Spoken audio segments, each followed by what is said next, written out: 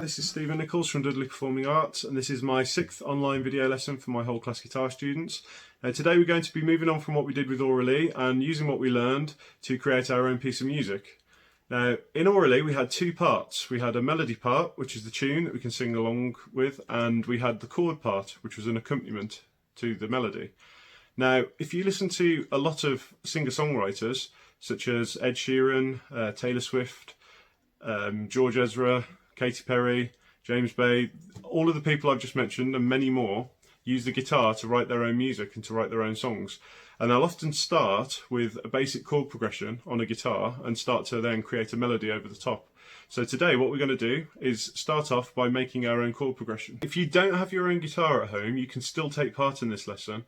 You can use something called a guitar simulator. So if you've got access to a tablet or a phone, you can download a guitar simulator app. And you can see it gives you a selection of chords at the top, and you can select the chord that you want to play. So at the moment I'm selecting a G chord, and then you can strum the strings. So you can see how the chords will sound. I've given you a selection of chords that you can use for your compositions, and they're all in the key of G major. The first chord is a G chord, and we put our third finger on the 3rd fret of the 1st string and strum from our 4th string. In the chord box, I've also put 2 extra fingers on for anyone that wants a little more challenging shape. You can also add your 1st finger onto the 2nd fret of the 5th string and your 2nd finger onto the 3rd fret of the 6th string, and that means you can strum all the strings. You get a slightly fuller sound. It doesn't matter which version you use, that's your choice. Okay, the next chord is an A minor chord. Now again, we could just have 2 fingers for our A minor. We could have our 1st finger on the 1st fret of the 2nd string, and we could put our 3rd finger on the 2nd fret of the 3rd string, and you could just strum your 3rd, 2nd and 1st strings. Or if you want to make it slightly tricky, you can add your 2nd finger onto the 4th string just above your 3rd finger, and you can strum them from the 5th string. Moving on from the A minor to our C chord, if you want to play the full version of C, you can just move your 3rd finger across over to the 5th string now. So it's on the 3rd fret of the 5th string. Keep your 1st and your 2nd fingers where they were for the A minor, and just strum from your 5th string. And that's the C chord. If you wanted to, you could just take your 3rd finger off and just strum from 4th string.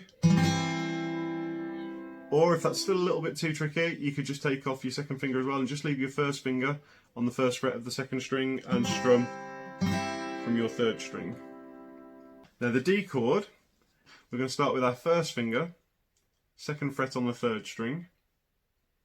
Then we're going to put our 2nd finger, 2nd fret on 1st string, so there's a gap between our 2 fingers. And we're going to fill in the gap to make a triangle shape with our 3rd finger on the 3rd fret of the 2nd string, and then we strum from our 4th string. That gives us a D chord. For an E minor chord, our 2nd finger goes onto the 2nd fret of the 5th string, and our 3rd finger goes onto the 2nd fret of the 4th string. So we've got both fingers in the 2nd fret, we're on the 5th and the 4th string, and we can strum all of our strings. Now if you want to simplify that, you can just have the 1 finger just on the 2nd fret of the 4th string, and you can just strum from the 4th string. It's always best to try out your ideas on the guitar before you write them down, or on the guitar simulator. I'm going to try and show you how to write down the chords when you're happy with them. So I'm going to choose a C chord first. So I'm going to write a C just over that first bar of music there, and I'm going to have 1 bar of C chord. Now my next chord is going to be an A minor chord.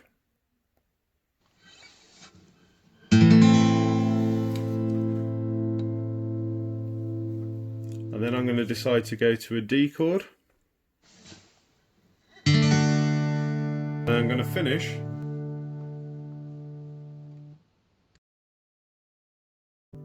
with the G chord. So my composition so far will go C, A minor, D, G. And the next thing I'm going to do is try and make a rhythm. So going back to how we created our pentatonic riffs, we're going to use tea, coffee and cream rhythms to try and make a strumming pattern. So I'm going to have the same strumming pattern in every bar because that's how I want my piece of music to go. So I'm going to start with T, then I'm going to do a coffee, and I'm going to have another coffee,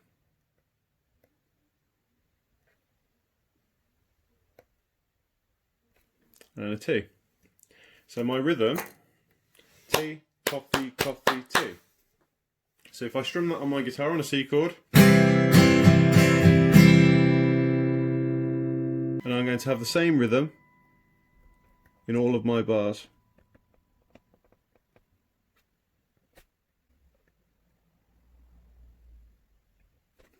So this is what my chord progression will sound like on the guitar.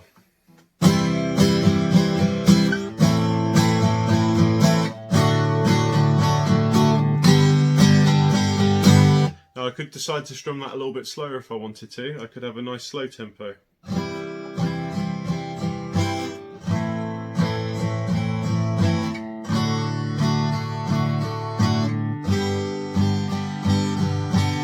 Or I could go for a really quick tempo.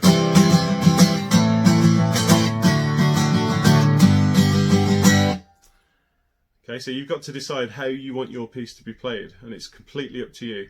There are only 5 chords there, but you can put those 5 chords in any order you like to make up your own chord progression.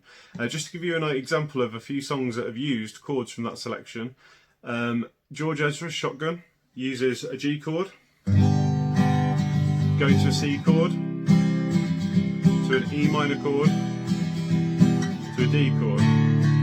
And those chords go all the way through the song, so just 4 chords repeating. Taylor Swift, Shake It Off, uses just 3 chords all the way through. A minor, C, and G. So those 3 chords all the way through the song.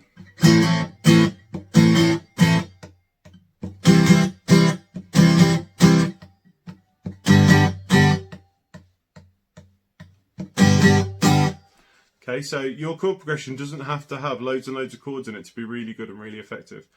The only rules are 4 beats in a bar. You can only use the chords that are on this sheet, but you can put them in any order you like. You can use as many of them as you like, so you might want to only use 2 chords in your piece. That's completely up to you. Have fun with it and try and make sure that you've got at least 4 bars of a chord progression done for next week, because in next week's session we're going to try and add a melody to what we've done. So have fun, I'll see you next time, bye.